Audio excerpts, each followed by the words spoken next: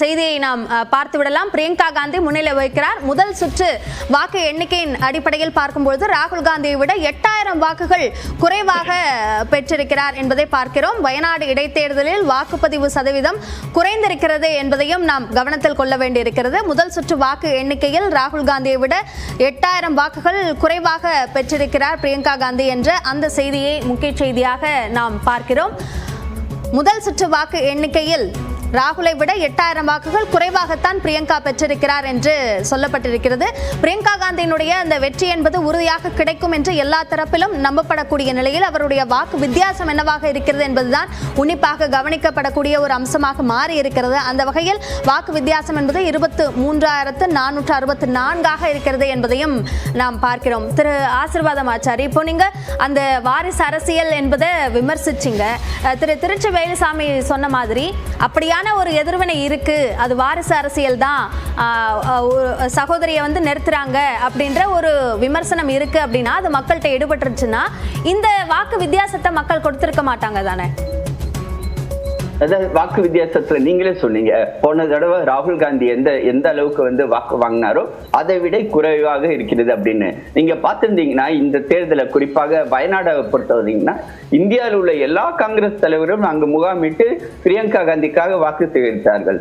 ஆனாலும் போன தடவை அவர் எந்த அளவுக்கு லீடு எடுத்தாரோ அதை விட அதிகமா காட்டணும்ன்றத இவங்களுடைய குறிக்கோளா இருந்துச்சு. 4.5 லட்சம் வித்தியாசத்துல அவர் ஜெயிச்சாரு. இந்த தடவை 5 லட்சத்து வித்தியாசத்துல நம்ம காட்டணும் அப்படின்னு. ஆனா முதல் சுற்றிலேயே அவங்க பின்னோக்கி போயிட்டு இருக்காங்க. ஆக மொத்தம் நீங்க ஒரு குடும்பத்துக்குள்ளாரியே 2 பேருடைய வெற்றியை நீங்க கம்பேர் பண்ணிட்டு இருக்கீங்க. இது தேவையற்ற ஒரு விஷயமா தான் அங்க உள்ளவங்க பாக்குறாங்க. எங்களை பொறுத்தவரை நவ்யா அப்படின்னு ஒரு இளம் பெண் தலைவருக்கு நாங்க வாக்கு கொடுத்திருக்கோம். அவங்க கவுன்சிலரா இருந்திருக்காங்க. நல்ல கிரவுண்ட் லெவல்ல அவங்க ஒர்க் பண்றவங்க. பிரியங்கா காந்தி ஜெயிச்சிட்டா டெல்லியில தான் இருக்க போறாங்க. அவங்க என்ன அங்க வயநாட்டுல போய் குடியாக்க போறாங்க? அது கிடையாது. அவங்க குடும்பம் டெல்லியில இருக்கிறது. அது மக்களுக்கு அங்க தெரியும். நான் பதில் சொன்னா வருத்தப்பட வேண்டும். வாரணாசியில் ஜெயிச்ச மோடி அங்கே இருக்கிறாரா? போறாராங்க அண்ணன். அவர் ஊருக்கு வாரணாசிக்கு என்ன சம்பந்தம்? போன தேர்தலில் வாங்கின ஓட்டை விட வித்தியாசம் வேற மோடிக்கு கம்மி. அது தெரியுமா உங்களுக்கு? குடும்ப ஆட்சியின் பேசுறீங்க நீங்க. தேர்தலே நிக்காம மத்தியில் அமைச்சரா இருக்கிற அவங்கள பத்தி சொன்னேன். அதை பத்தி உங்களால பதில் சொல்ல முடியுதா? மகாராஷ்டிராவில் இந்த எண்ணிக்கை நம்ம பார்க்கிறோம். 75ல 48ல என்டிஏ கூட்டணி முன்னிலை வகிக்கிறாங்க.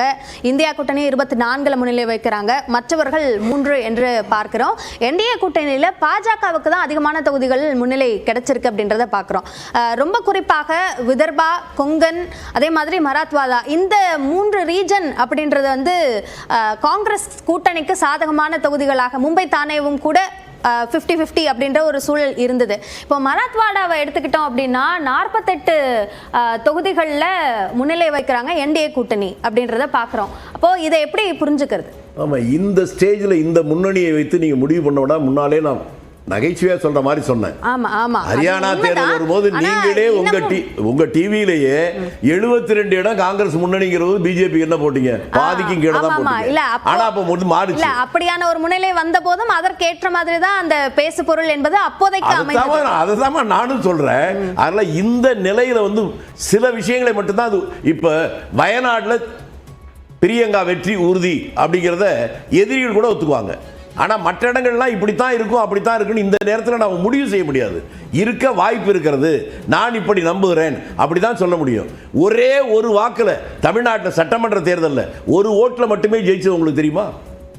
3 முறை ரீகவுண்டிங் வரும்போது திரும்பி அந்த ஒரு ஓட்டில் ஜெயிச்சாங்க. இந்து உலகத்தின் மிகப்பெரிய ஜனநாயக இந்தியா. இந்த நாட்டில் மத்திய அரசே ஒரே ஒரு ஓட்டில் ஆட்சியை கவுந்தது இல்லை. அதெல்லாம் இந்த கட்டத்தில் தேர்தல் முடிவை நம்ம கணிக்க முடியாது. நான் எதிர்பார்ப்பது என்பது அதாவது பிரச்சாரமோ அல்லது பெரிய விளம்பரமோ இதையெல்லாம் கடந்து நான் நினைப்பது நேரடியாக நான் ஒவ்வொரு நாளும் பாதிக்கப்படுகிற போது என்னுடைய முடிவை வாய்விட்டு சொல்ல முடியாவிட்டாலும் தேர்தல் நேரத்தில் அதற்கு தகுந்த மாதிரி தான் செய்வேங்கிறதுக்கு தான் நான் அதை முன்னால சொல்லிட்டு வந்தேன். இப்போ உங்களோட பதில இருந்து தான் என்னோட கேள்வியும் இருக்கு. திருமிகு பிரியங்கா காந்தியினுடைய வெற்றியை எந்த அளவுக்கு 100%, 200% நம்புறீங்களோ அந்த மாதிரியான ஒரு நம்பிக்கை மகாராஷ்டிராவில் வெளிப்படுத்த முடியாம அல்லது அப்படியான ஒரு மேண்டேட்டை தொடக்கத்துல இருந்து உருவாக்க முடியாம போனதுக்கான காரணமாக எதை பார்க்கலாம்? இல்ல, நான் என்ன சொன்னேன் நீங்க புரிஞ்சுக்கலன்னு நினைக்கிறேன். பிரியங்கா காந்தி நான் என்னுடைய விருப்பம் இல்ல, கீழ்ப்பாக்கத்தில் இருக்கவனை போய் கேட்டா கூட பிரியங்கா காந்தியுடைய வெற்றியை பத்தி சொல்ல மாட்டான். ஏன்னா அது முன்னாடியே முடிவு செய்யப்பட்டது. வித்தியாசம் மட்டும்தான். ஆனா மற்ற தேர்தலை அதை ஒண்ணா பார்க்க முடியாது. நான் என்ன சொன்னேன், நண்பர் சொன்னாரு, நான் சிரிக்கிறதா என்னன்னு தெரியல. அது வாரிசோ எதுவாக இருந்தாலும் என்ன நிர்மலா சீதாராமன் அவங்க ஓட்டு கேட்காம போய் அங்கே மந்திரி பதவிக்கு போறாங்களா? அல்ல ஜெய்சங்கர் மாதிரி தேர்தலே சந்திக்காம கேபினெட் மந்திரியா போறாங்களா? மக்களை சந்தித்து மக்களிடம் வாக்குகளை பெற்று ஆட்சிக்கு வருகிற வெற்றி பெறுகிற அதை போய் வாரிசுன்னு எப்படி சொல்லுவீங்க? வாரிசோ இல்லையோ அது மக்கள் அங்கீகரித்தால் அதை நாம் கேள்வி செய்வதில் நியாயம் இல்லை. குடும்ப நடத்துறவங்க வாரிசு இருக்கத்தான் செய்யும். ஏன்டா அவனுக்கு வாரிசு இருக்குன்னு கேட்க முடியுமா? அதல்ல பிரச்சனை. மக்கள் ஆதரிக்கிறார்களா இல்லையா? மக்கள் ஆதரித்தவர்கள் வெற்றி வருகிற போது அதை வாரிசு என்று கொச்சைப்படுத்துவது நியாயம் இல்லை. அவங்க கட்சியிலே எவ்வளவு இருக்காங்க. இன்னொன்று கூட அவர் சொன்னார், அரசியல்வாதிகள் சிறைக்கு போவது எவ்வளவோ. ஜார்க்கண்ட் முதலமைச்சர் இருந்தவர் அவர் சிறைக்கு போனார்னு நான் அவரே திரும்பி கேட்கிறேன். சிறைக்கு போனது மட்டுமல்ல, அந்த நீதிமன்றமே இந்த மாநிலத்துக்குள்ளே ஒருத்தர் இருக்கக்கூடாது அப்படின்னு வெளியே அனுப்பினவர்களாம் இன்னைக்கு உச்சகட்டத்தில் பெரிய பதவியில் மந்திரி சபையில் இல்லையா? அதனால அரசியலில் சிறைக்கு போவதா இல்லை என்பதில்லை. பிரச்சாரம்னா இப்ப பிரச்சாரம் பண்றவங்களுக்கு தான் வெற்றினா தமிழ்நாட்டினுடைய முதலமைச்சர் சாலமன் பாப்பையா தான் முடியுமா? அதனால நான் சாதாரண காலத்தில் பிரச்சாரங்கள் ஈடுபடலாம். இன்றைக்கு சாதாரண காலம் நான் நினைக்கல. என்னங்க உங்க பிள்ளை பொழி பரீட்சை எழுதுறதுக்காக பணம் கட்ட போனா அது கூட ஜிஎஸ்டி இல்லாத ஜனவரி பிப்ரவரி தவிர எல்லாருக்கும் வரி போட்டதுக்கு பின்னாலையும் இந்த மக்கள் எங்களுக்கு பின்னால தான் இருக்கிறாங்க என்று அவர்கள் நம்பினால் அது அவருடைய அசாத்திய துணிச்சல். நான் மக்களுடைய பாதிப்பை உணர்ந்து அவர்கள் அதற்கு தகுந்தால் முடிவெடுப்பார்கள் அப்படின்னு சொல்றேனே ஒழிய வெறும் நான் காங்கிரஸ்காரன் என்பதற்காக காங்கிரஸ்க்கு ஆதரவு சொல்ல. மக்கள் அவ்வளவு பாதிக்கப்பட்டு கொண்டிருக்கிறார்கள். ஆகவே அவர்கள் இப்படிப்பட்ட ஒரு முடிவை எடுப்பார்கள் நம்புறேன். அப்படி இல்லைன்னா அப்புறம் ரஜினிகாந்த் சொன்ன மாதிரி தான் இந்த நாட்டை ஆண்டவன் கூட காப்பாற்ற முடியாது. நேரடியாவே நீங்க சொல்லியிருக்கலாம். சம்பந்தமே கிடையாது. அதை நீங்க புரிஞ்சுக்கணும். பயம் அல்ல. ஒருத்தர் சிறைக்கு போவது அரசியல்ல ஒரு பெரிய பிரச்சனை அல்ல. அப்படி சிறைக்கு போறது ஆட்சியிலே உச்சத்தில் இருக்காருன்னு சொன்னேன். அதுக்கு எனக்கு பயமா இருக்குன்னா இந்த நாட்டில் எந்த காலத்திலுமே எதற்காகவும் யாருக்காகவும் அச்சப்பட்டவன் நான் கிடையாது. சிறைக்கு போய் அதற்கு பிறகு வெளிவந்து நேரடியாக சிறையை விட்டு வெளியெடுத்தீங்க 10 பேரை பில்கிஸ் மாநிலத்துல. அவன் யோக்கியன் அர்த்தமா?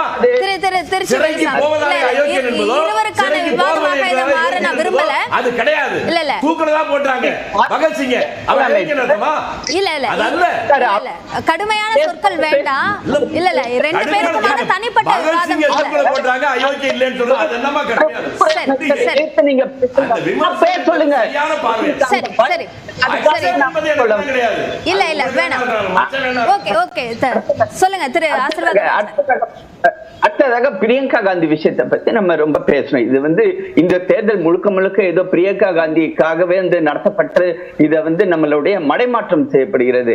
2 மாநிலத்துடைய தேர்தல் அதை நம்ம விட்டுட்டு இப்ப பிரியங்கா காந்தின்னு ஒரு வயநாட்டுல உள்ள ஒரு பை எலெக்ஷன் பத்தி பேசிட்டு இருக்கோம். இருந்தாலும் நான் அதை ஒரு முக்கியமான ஒரு பாயிண்ட் என்ன சொல்ல விரும்புகிறேன் என்றால், அந்த தொகுதியில பிரியங்கா காந்திக்கு எதுக்கு சார் சீட்டு கொடுத்தீங்க?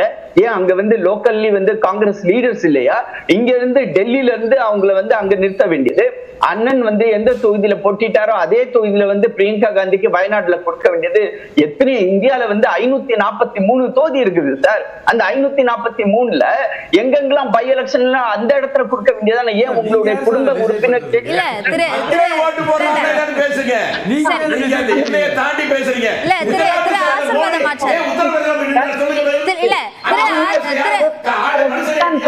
திரு ஆசீர்வாதம் ஆச்சாரி, இப்போ ராகுல் காந்தி அங்கிருந்து ராஜினாமா செய்கிறார் என்னும் போது அதை அங்க அப்போ தென் தமிழகத்துல அவருடைய கவனம் இல்லையா, அது அவர்களுக்கு முக்கியம் இல்லையா என்ற பிரச்சாரத்தை எல்லாம் பாஜக முன்னெடுத்தது. அதற்கான ஒரு எதிர்வினையாக கூட பிரியங்கா காந்தியை அங்க களமிறக்கணும் அப்படின்ற ஒரு முடிவு எடுத்துக்கலாம் இல்லையா? அது அந்த கட்சி சார்ந்த ஒரு யுக்தி அப்படின்னு பார்க்க முடியாதா?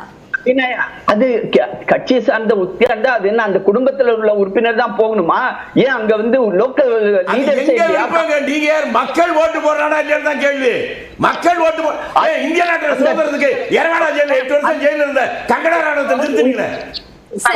இதேதான் இங்க ராய்பரேலியில தகுதியை பத்தி பேசுறது என்ன? குடும்பம் பிள்ளைங்க இருக்கும், குடும்பமே இல்லாத இருக்காது. அத பத்தி பேசுறீங்க.